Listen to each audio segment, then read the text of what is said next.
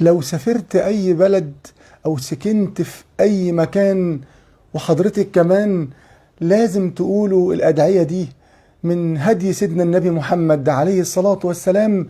من يقول هذه الأدعية البسيطة جدا المأثورة عن النبي لما يسافر أي بلد أو يسكن في أي مكان يحفظه الله من شر هذا المكان ومن شر كل ذي شر فيه. السلام عليكم، الحمد لله، اللهم صل وسلم وبارك على سيدنا محمد رسول الله وعلى آله وصحبه ومن اهتدى بهداه وبعد. ما فيش حد فينا تقريبا كل يوم ما بيخرجش من بيته أو من بلده علشان خاطر يروح مكان تاني أو بلد تانية، اللي بيسافر لشغله واللي بتنتقل من بلد لبلد من أجل شراء أشياء معينة أو أغراض معينة. التنقل بين البلدان للسفر أو للسكن حاجة بنعملها تقريبا بشكل يومي، واللي بيروح لزيارة قرايبه أو صلة أرحامه في بلد تانية. ولكن للأسف الشديد نروح ونرجع تعبانين، نروح ونرجع ولادنا عيانين، نروح ونرجع وبعض الناس تروح وما ترجعش، ده حادثة، ده مش عارف العربية اتقلبت، ده مش عارف حصل له كذا، ده حصل. والله يا جماعة بيحصل ده تقريبا كل يوم. مين فينا خرج من بيته او راح ركب كده او خد اولاده ولبس ومراته وولاده وراحوا يزوروا قرايبهم في البلد الفلانية ورجعوا سلام؟ معظمنا تلاقيه راجع على المستشفى، راجع بولاده على الدكتور. ليه؟ لأن للأسف الشديد بنروح البلد دي أو بننتقل من بلدنا لبلد تانية لزيارة حد من قرايبنا أو من أرحامنا أو حتى لشغلنا في البلد التانية دي دون أن نقول هذه الأدعية المأثورة عن النبي. التهاون بهذه الأدعية يوقع الإنسان في هذه الحوادث، حفظنا الله وإياكم منها. صلوا على سيدنا النبي. من المأثور عن النبي كما روى صهيب رضي الله عنه وأرضاه أن النبي لم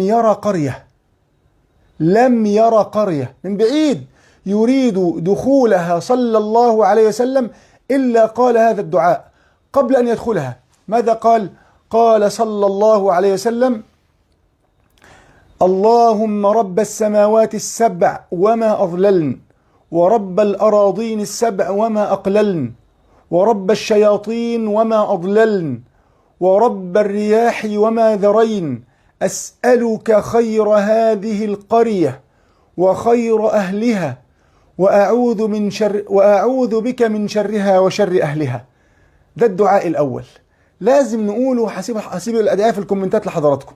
لازم نقول الدعاء ده عند السفر أو الانتقال من بلد إلى أي بلد، خاصة لو هنسكن فيه أو هنقعد فيه شوية لشغل أو لزيارة. طيب، ومن الأدعية المهمة، بل إنه ذكر وليس بدعاء، يبقى عندي دعاء وذكر.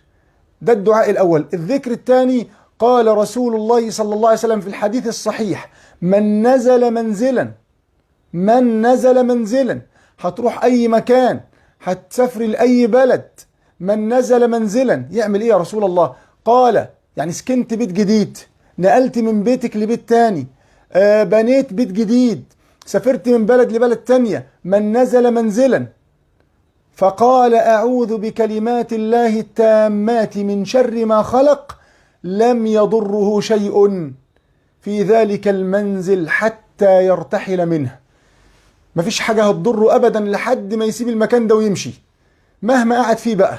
فلنحرص على هذين الذكرين أو على هذا الدعاء وهذا الذكر المأثورين عن النبي صلى الله عليه وسلم. لو كنا عايزين ربنا يحفظنا، خلاص هسيبهم لحضراتكم تحت في الكومنتات، سائلا الله تعالى أن يحفظكم أينما كنتم، وأن يكفينا وإياكم شر كل ذي شر، وأن يغفر لي ولكم ولمن شارك هذا المقطع لينتفع به المسلمين والمسلمات. هذا وصلى الله على سيدنا محمد والحمد لله رب العالمين. أحبكم في الله. تحيات الشيخ حسام العزيزي. لو عايزين مزيد من الفيديوهات، مزيد من الأذكار، مزيد من المفاجآت، مزيد من المسابقات ومن الخير، هسيب لحضراتكم رابط لونه أزرق في الكومنتات أو هتلاقوه موجود دلوقتي، هو رابط قناة اليوتيوب عليها خير كتير وكل الفيديوهات ومسابقات وحاجات حلوة كتير جدا. ادخلوا اتفرجوا، بس ما تنسوش لما تدخلوا تتابعوني هناك بعمل اشتراك في القناة وتشغلوا زر الجرس عشان يوصلكم كل جديد بنزله بإذن الله.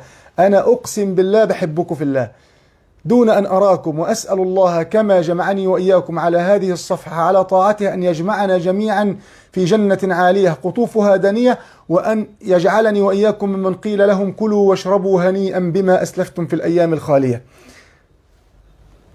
ما تنسوش مشاركة للفيديو في ميزان حسناتكم بإذن الله.